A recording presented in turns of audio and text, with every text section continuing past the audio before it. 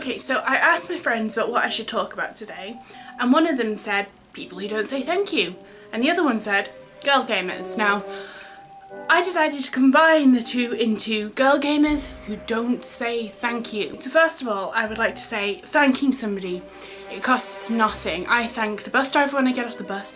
When I use the self-service checkouts, I thank the person who observes, and I thank every staff member on my way out that I come across, even if I've never seen them before. It doesn't cost anything, yet it's nice for them to know that they're appreciated, like that they're not looked down upon.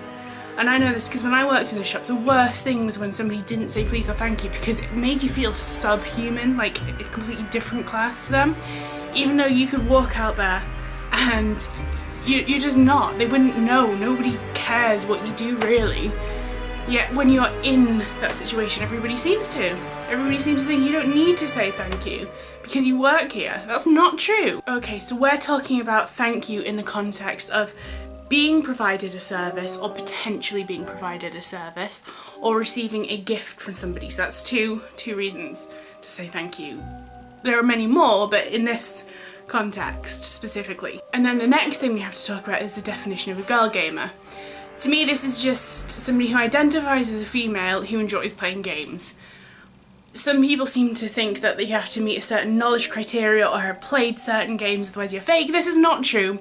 You can be a girl gamer even if you only have time or inclination to play Candy Crush Saga or Farmville. It still counts as a game.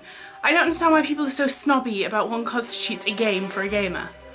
Okay, so stereotypically, the girl gamers I have met have divided into two groups. The first group is that, oh, I'm a female and I play games, I'm a rare breed, you should worship me. And the entire, I'm playing games, why does that matter? Doesn't everyone play games? No matter which category you fall into, you will almost definitely, as a girl, be given something to somebody in a game at some point. I don't know why, it just happens. It may not be a physical thing that you receive in person, it may just be a game item. And yet then there are two responses. There's lol, stalker, and then they take the item anyway, or there's actually being thankful and appreciating it. Now, I'll have to admit, sometimes I don't say thank you straight away because I'm too excited about the thing, but I will always eventually get around to it, or at least think that I've said it. But I show my appreciation even if I don't say the word thank you, whereas some people will just say, thanks, mine now, bye, because they think that they deserve it because they're female and they play games. Now, I have to say this is the minority and stereotype, and I've only actually seen it once. But good manners dictate that you say please and thank you. In those two categories, those two criteria that I mentioned before. At least in those two situations that I mentioned before. Anyway, the moral of the story is, don't be that bitch.